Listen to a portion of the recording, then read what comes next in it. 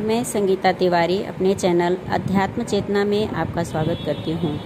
आज का हमारा विषय है ब्रह्म ज्ञान और आस्तिकता। ब्रह्म ज्ञान का पहला लक्षण सच्ची आस्तिकता है। परमात्मा सर्वत्र व्यापक है। इस सत्य को जानते तो अनेक लोग हैं, पर उसे मानते नहीं, व्यवहार में नहीं लाते। जो परमात्मा को सर्वव्यापी घटघटवासी मानेगा, उसका जीवन उसी क्षण पूर्ण, पवित्र, निष्प्राण और कषाय कल्मशों से रहित हो जाएगा। गीता में भगवान ने कहा है कि जो मेरी शरण में आता है, जो मुझे अनन्य भाव से भजता है, वह तुरंत ही पापों से छूट जाता है। निस्संदेह बात ऐसी ही है। भगवान की शरण में जाने वाला, उस पर सच्चा विश्वास करने वाला, उस पर पूर्ण आस्था रखने वाला एक प्रकार से जीवन मुक्त ही हो जाता है। ईश्वर का विश्वास और सच्चा जीवन एक ही वस्तु के दो नाम हैं। जो भगवान का भक्त है, जिसने सब कुछ छोड़कर प्रभु के चरणों में आत्मसमर्पण कर दिया है, जो परमात्मा की उपासना करता है, उसे जगत पिता की सर्वव्यापकता पर आस्था जरूर होनी चाहिए।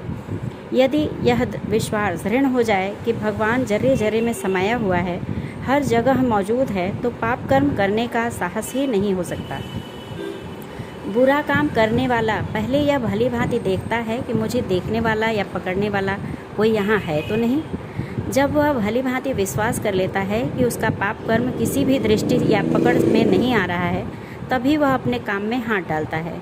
इसी प्रकार जो व्यक्ति अपने को परमात्मा की दृष्टि या पकड़ से बाहर मानते हैं, वे ही पाप कर्म करने को उद्यत हो सकते हैं। पाप कर्म करने का स्पष्ट अर्थ यह है कि व्यक्ति ईश्वर को मानने का दंभ भले ही भरता हो, पर वास्तव में वह परमात्मा के अस्तित्व से इनकार करता है। उसके मन को इस बात पर भरोसा नहीं है कि परमात्मा यहाँ मौजूद है। जो लोग परमात्मा की सर्वव्यापकता पर विश्वास नहीं करते, वे ही नास्तिक हैं। जो प्रकट या अप्रकट रूप से दुष्कर्म करने का साहस कर सकते हैं, वे ही नास्तिक हैं। इन नास्तिकों में कुछ तो भजन पूजा बिल्कुल नहीं करते, कुछ करते हैं। जो नहीं करते वे सोचते हैं कि व्यर्थ का झंझट मोल लेकर उसमें समय गंवाने से क्या फ़ायदा। जो पूजन भजन करते हैं, वे भीतर से तो न करने वालों के समान ही होते हैं, पर व्यापार बुद्धि से रोजगार के रूप में ईश्वर की खाल ओढ़ लेते हैं। कितने ही लोग ईश्वर के नाम के बहाने ही अपनी जीविका चलाते हैं। हमारे देश में करीब 56 लाख आदमी ऐसे हैं जिनकी कमाई, पेशा, रोजगार ईश्वर के नाम पर है। यदि वे यह प्रकट करें कि हम ईश्वर को नहीं मानते, तो उसी दिन उनकी ऐश आराम देने वाली बिना परिश्रम की कमाई हाथ से चली जाएगी। इसलिए उन्हें ईश्वर को इसी प्रकार ओढ़े रहना पड़ता है, जैसे जाड़े से बचने के लिए गर्मी देने वाले कंबल को ओढ़े रहना पड़ता है। जैसे ही यह ज़रूरत पूरी होती है, कंबल को एक कोने में पटक देते हैं। एक तीसरी किस्म के नास्तिक और हैं। वह प्रत्यक्ष रूप से ईश्वर के नाम से रोजी नहीं चलाते, बल्कि उल्टा उनके नाम पर कुछ खर्च करते हैं। ईश्वर का आडंबर उनके लिए आए दिन रचा जाता है।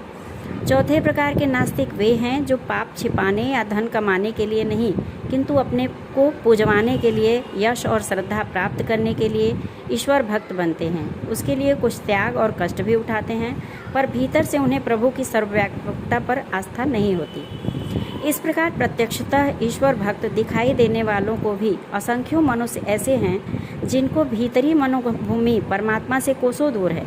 उनका निजी जीवन, घरेलू आचरण, व्यक्तिगत व्यवहार ऐसा नहीं होता जिससे वह प्रतीत हो कि यह ईश्वर को हाजिर नाजिर समझकर अपने को बुराइयों से बचाते हैं।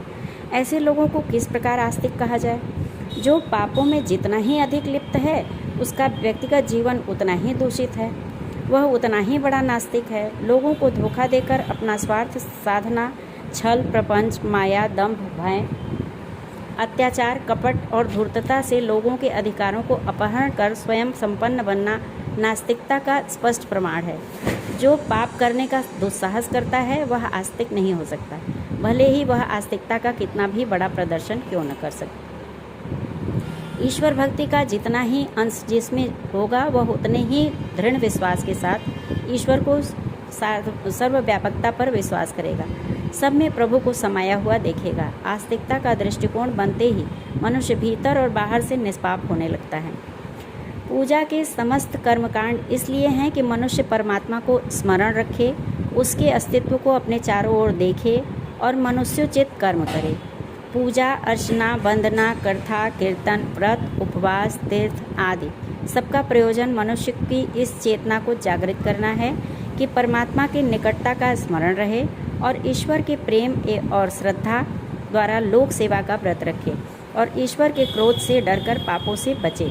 जिस पूजा उपासना से यह उद्देश्य सिद्ध न होता हो वह व्यर्थ है। जिस उपाय से भी पाप से बचने और पुण्य में प्रवृत्त होने का भाव जाग उठे वह उपाय ईश्वर भक्ति की साधना ही है।